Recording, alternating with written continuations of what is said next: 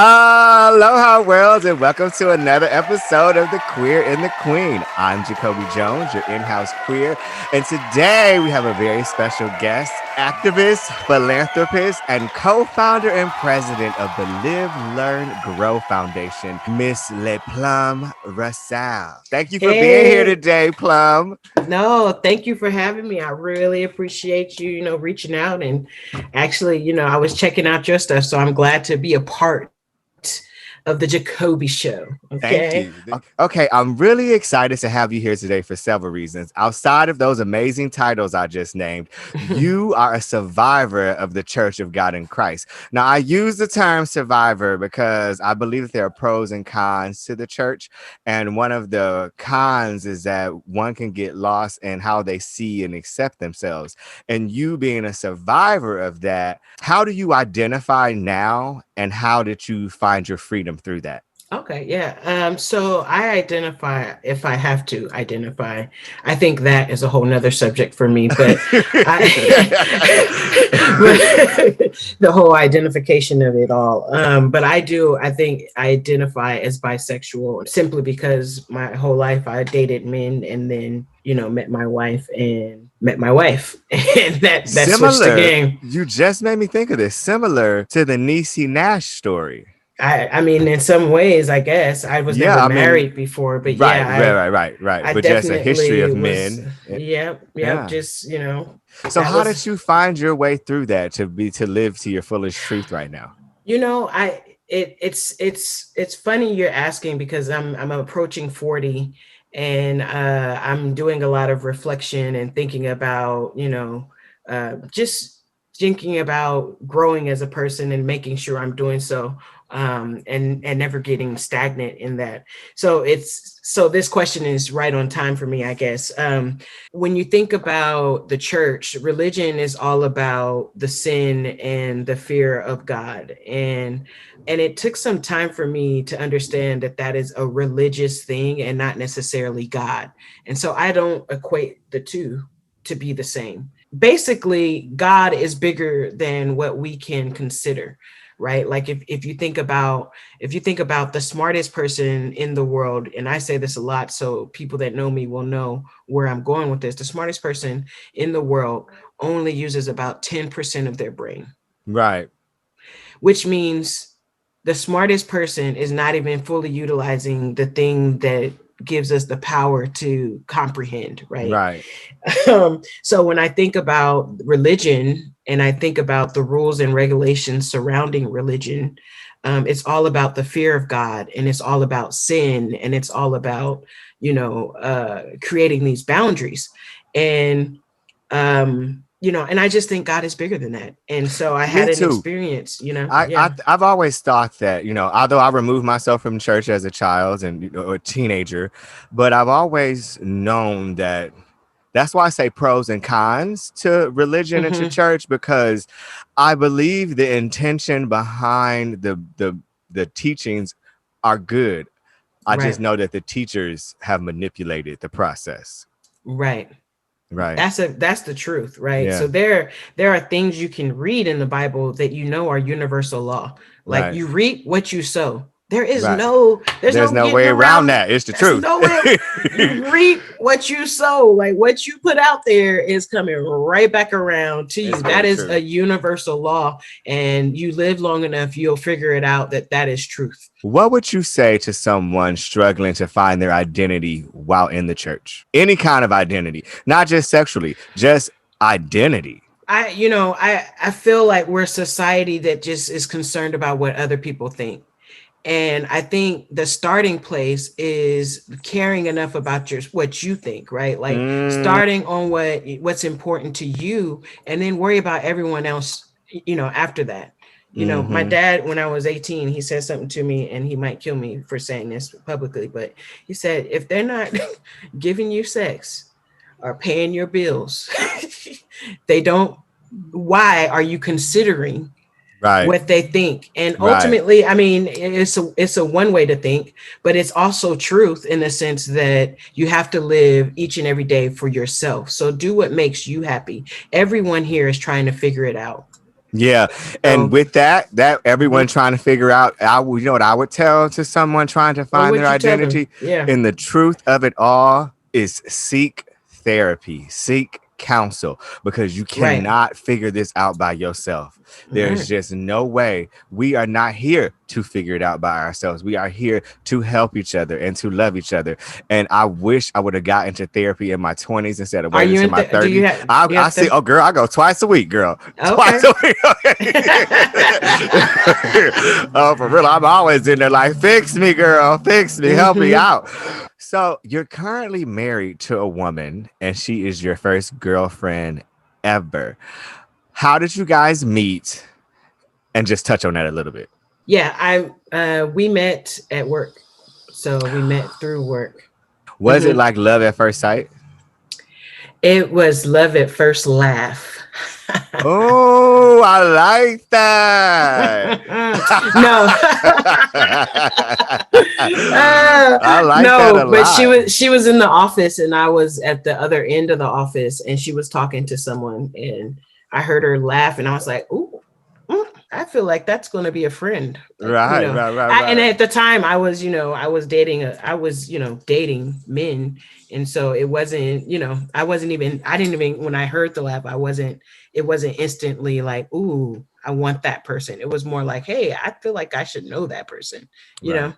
right, And then that slowly turned into, I should know that person, you know? right, right, right. I know how you feel. I know how you feel. I've Yeah, never you had got an love at experience? first laugh, but Okay. and I did have love at first sight one time, where and then that Did you? we actually did have an experience together for quite a while, but I had to cut that off for multiple reasons.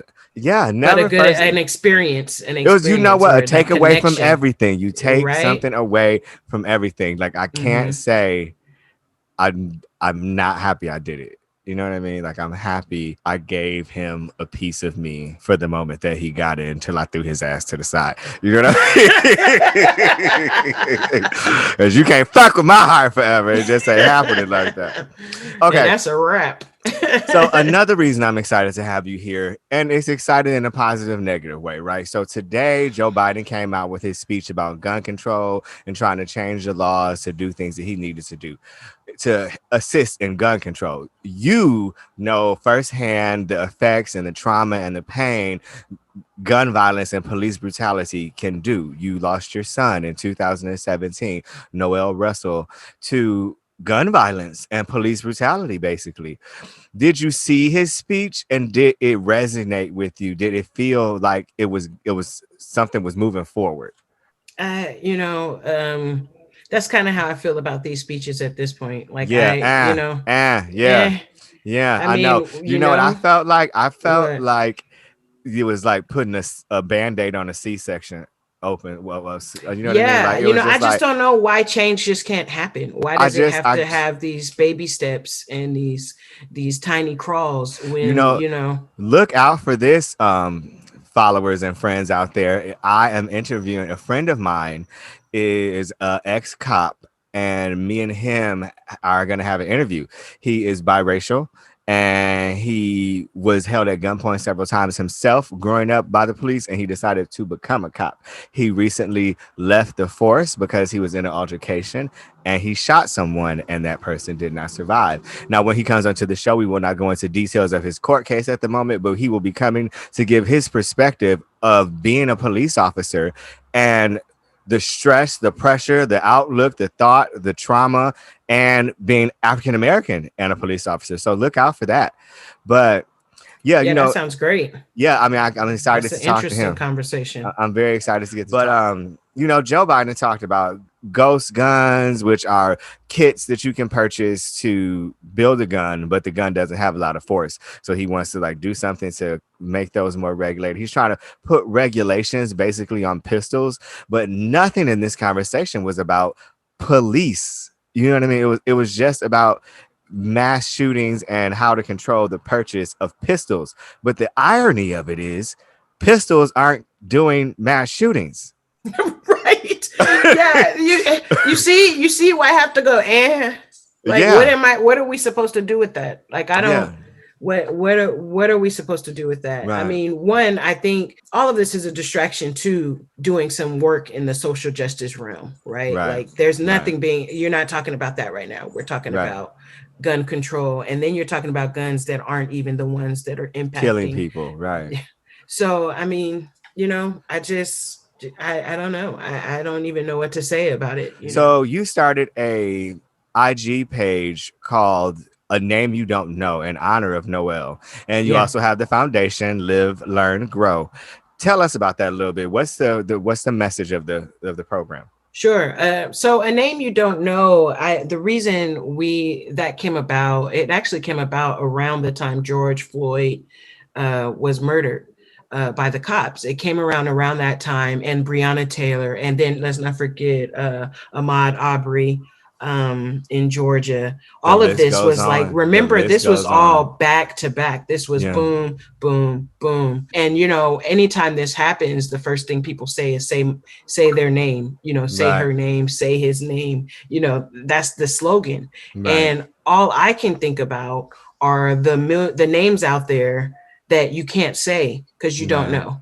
Right. And I've so thought no, about that a lot too, to be honest. How long has this been going on before social media? And we don't even, I mean, it's centuries well, and the only reason we or know about decades at those, least. well, the only reason we know about the names that we call out is because there was some sort of video to Right. record that Right. interaction. Yeah. But without video, how many people are out there without video? I would argue there are Millions. tons. There are tons Millions. like us, I and think it's Noel over was the one of century. I mean, those. not centuries, over the decades, Yeah. millions. I So mean, there are could you tons.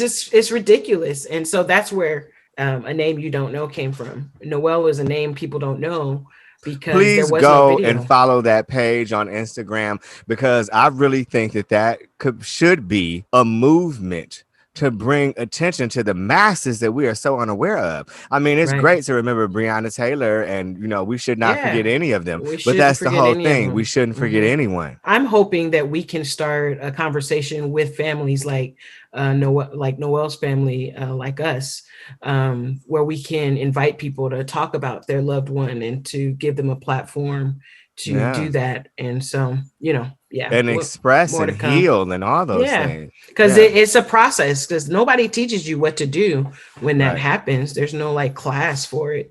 Tell us what Live, Learn, Grow Foundation. What's the mission statement? We live through our experiences, we learn from our actions, and then we grow into our beliefs. And Okay, now. so, yeah, that's our motto. And so, live, learn, grow is just about that. You live, you learn a little bit, and hopefully you grow.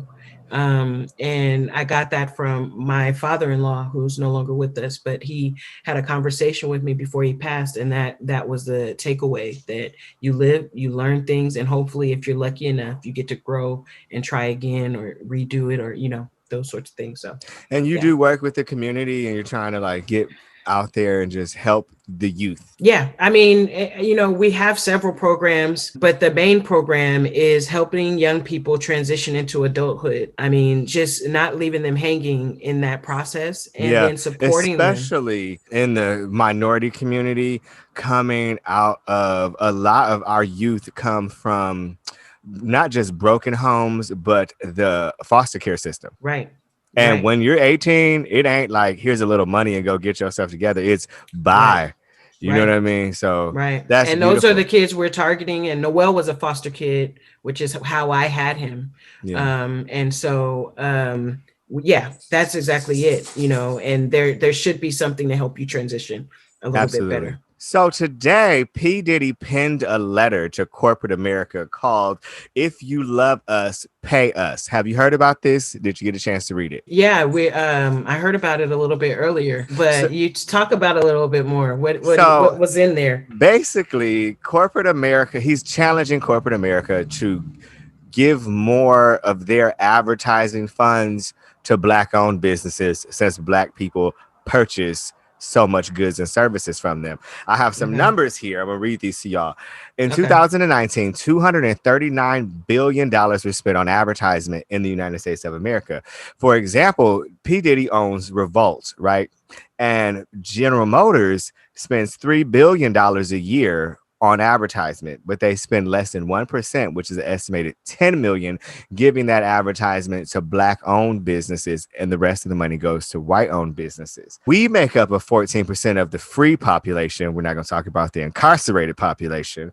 And we spend annually $1.4 trillion a year on goods and services in this country. And with GM, we give them at least 15% of their revenue, but yet they're only trying to target us for advertisement in less than 1%.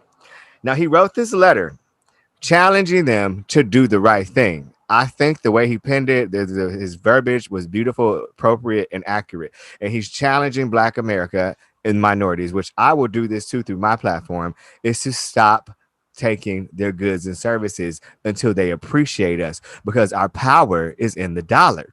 What do you think of these things, though? I mean, it's not a new story, right? As it relates to take away the power. I think that's key, and we hold the key. So, I mean, but I wonder where Diddy was when who is that executive producer that was going against Russell Comcast? Simmons? No, they were going against Comcast, and it got all the way to the Supreme Court. Cannot and recall. it was for something similar. It was for this particular thing where. But that you mentioned how you wonder where he was. I honestly do. I thought when I was reading the article and reading his letter, what took you so long? Like, you've been worth hundreds of millions of dollars for a decade. Like, what took you so long to get mad about this? Like, you know what I mean? Right. Where did the fire come up from this week? Like, what where did happened? that come from? You know what I mean? Yeah, seriously. In fact, this is where you need you don't need allyship. You need anti-racist white folks to step up and support and to help and to call this stuff out, right? Because ultimately they're the ones running the ship, running this system. So if we're such an evolved people, as folks like to think, then why haven't we evolved? And that's my question. Where's our evolution? I completely agree. Okay, so I have a fun game I like to play called Hot and Spicy Question and Answer. Are you down?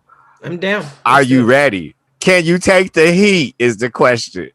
Not usually, but I'll see what I can do today. Question number 1. This is a fun question I'd like to ask everyone. Who is your celebrity crush? Rihanna. Really? I mean, I know you liked her music, but I didn't know that. Okay, all right. I mean, back in the day, it would have been a Snoop, and I know that wow, Snoop was my baby daddy. That was your kind of brother, huh? Hey, Snoop. Not really. I never really even dated a Snoop type. Because know what they say about them tall, chocolate, skinny ones, but we're not gonna go there right now. We're not here to talk about my life and my past. Okay.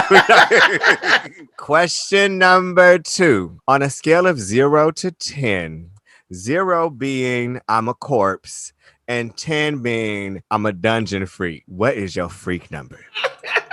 I'm gonna keep it conservative. I'm gonna go 8. Okay, all right. That is not conservative to me. I thought you was gonna say 5 and be safe, but okay. Mine will probably be like a 26, but we ain't gonna talk about my life. Question number 3, and then we're gonna get out here. We're only gonna do 3 questions with today. If you could take back any sexual experience, what would that experience be? Oh my God. No. I mean, they're all learning experiences. Amen. Girl. Do you take any of them away? Because you learn from each and every one. Well, right? You know what, though? I asked this on my last episode, and the one I talked about was me. And I hooked up with a guy in a wheelchair. We're not going to go into the details about that. But why would you take it away? I would take it away because I didn't learn nothing from that. Other than that, I don't want to hook up with nobody in a wheelchair. That's all you got out of that one? I mean, because you had to do all the work. Did you have to do all the work? So I went over, I knew he was in a wheelchair and I was open-minded. I'm like, you know what? Like, just he is who he is. He could be a nice person. You never know. And I get there and I didn't like his personality. And I tried to explain to him that I didn't think that we I was like, I think we're probably better off being friends. And he continued to wheel next to me and woo me and all of these things. So how did you And end then up? I couldn't I didn't have the heart. This is why I would take this back because I hate that I did this, but I didn't have the heart to just be mean to him, be like, get the fuck off me and stop rubbing my shoulder and did it. So So I you just went up. rolled along? So so I went along with the experience, helped him get undressed, laid him down in his bed and said, okay, I gotta go by. And I rolled down. And he was like trying to get up, and I'm like, I told you I didn't want to do this. I'm sorry I had to leave you like this. But Wait, you put him in the bed where he couldn't get out to chase you? I'm a horrible person, okay? I know. I cannot. You gave yourself time. So, when I think about it, I guess I did learn that I should speak up for my truth and my choices. And I should have just put my foot down. Well, you better preach then, I don't want to do this. I don't want to hook up with you. Like, stop it. Cut it out. I just want to. You could have also walked away.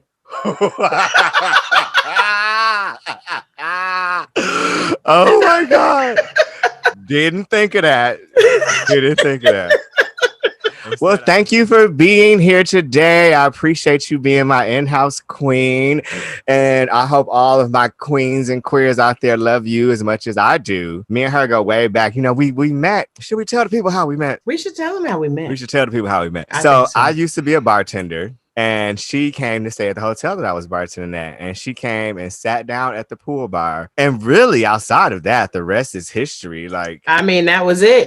That was literally it. From that night on, hung out. We sat there for 30 minutes and decided, I like you. I got off work. We went and had tacos together. Tacos and tequila and karaoke. And we've been friends ever since. Well, thank you for being here today. I appreciate you and all your insight and your opinion. Thank you for sharing Noelle's story. You guys go check Plum out on all social media platforms. I'll be linking it up on the screen. Take care of yourselves, love yourselves, and as we always say, don't forget to smile.